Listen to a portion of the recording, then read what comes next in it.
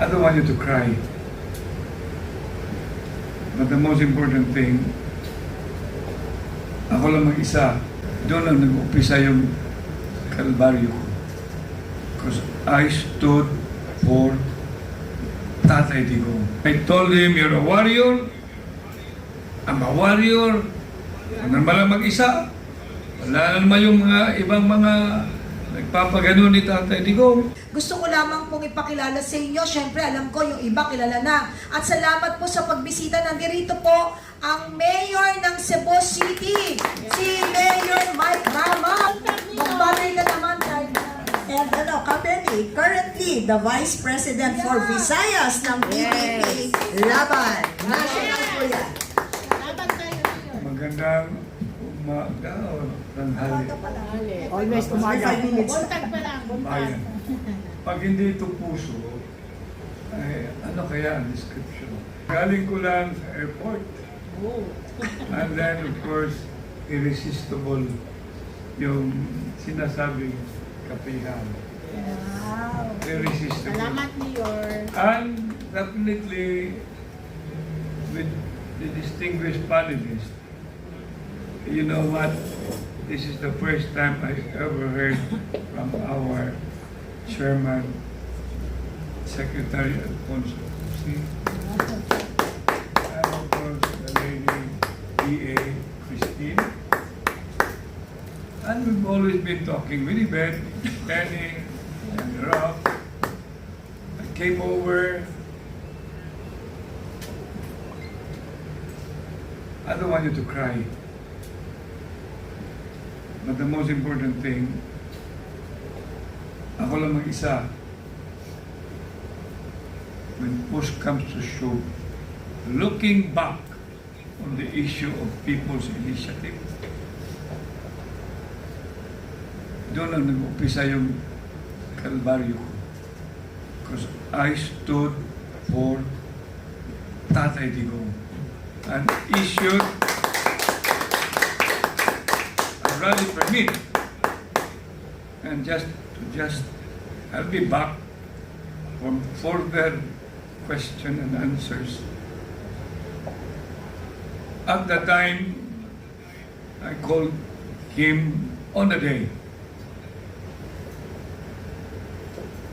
Where are you, President Mayor?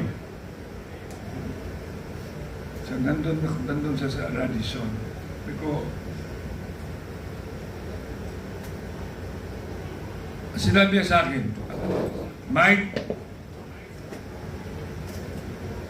you need not have to go and attend the rally. And I told him, no. I will be there and I will welcome all who were in attendance regarding that Maisog People's Initiative matter. So, the rest is history. And I told him, you're a warrior. I'm a warrior. Ano naman lang mag-isa. Wala naman yung mga ibang mga nagpapagano ni Tatay Digong. Ako na lang. So the rest is history. I stood for him and I'm still here. Came all the way from the airport. Come what may. Kung hindi ngayon, kailan? Pag hindi tayo, sino? Maraming salamat inyong lahat.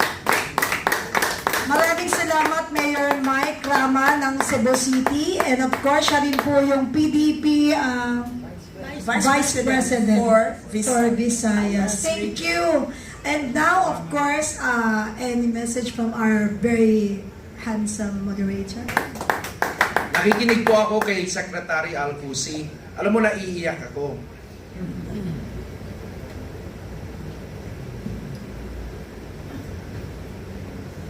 And those are tales that are not just tales, but stories that are really authentic. But what reflects is tama yung hinala ko about the kind of leadership na meron si Tatay Digong. Totoo nga, tatay nga siya. It was a leadership that has the father's heart. And it's also the kind of leadership today that we don't have. That's why the whole nation is acting like an orphan, groping in the dark, trying to survive. And, you know, kung tatay ka kasi, dadating ka sa punto, gaya ng sinabi kanina ni Secretary, I'm just reflecting on that. Dadating sa punto yung tatay, kasi tatay din ako na gusto mo, yung anak mo, will be able to stand on their own 2 feet pagdating ng panahon. That's why ayaw mong ikaw lang lagi, yung nasa gitna. I-perpetuate yung control mo lagi. You don't want to do that if you're a father, right? And that's exactly what we saw with the leadership of Tatay Digong. Pero sana naman, maintindihan natin, nasa panahon ngayon po, nananawagan ako sa lahat ng kababayan, huwag na po tayong sumigaw at manawagan na sana dumating si Tatay Digong para salbahin tayo. Gusto nating sana makauwi siya, hindi para salbahin tayo, ngunit gusto natin makauwi siya para makita na lahat ng ginawa niya, lahat ng pakikipaglaban niya, nagkaroon ng totoong prutas, which are actually sons and daughters today who are able to stand on their own 2 feet and fight the way he did. Thank you.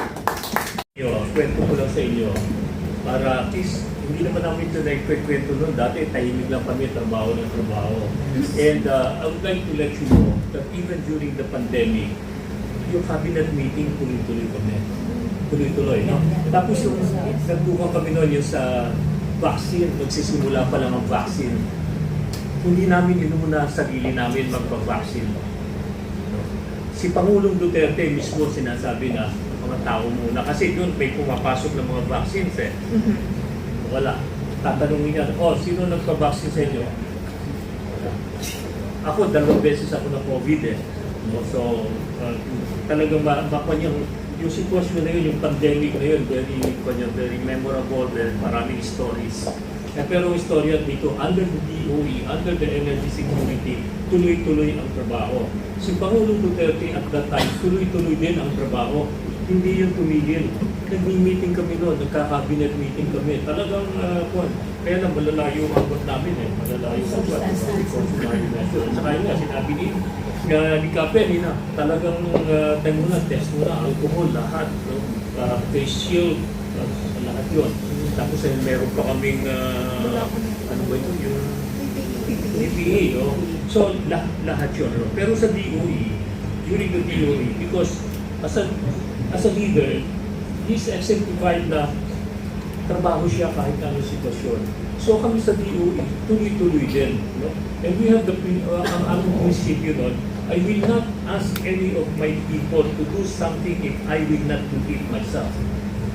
So I will not ask my people to report to office if I will not report to the office dahil sa takot sa COVID. So, it's on record na araw-araw nasa opisina kami at the height of the COVID. Tama po yun. Kasi yung vaccine, kailangan yung storage, kailangan tuloy-tuloy ang power. Isang beses lang kami nagkaroon ng aberya sa vaccine nung hindi ipinlag ng tao yung cooling system. Sa Mindanao yun nangyari.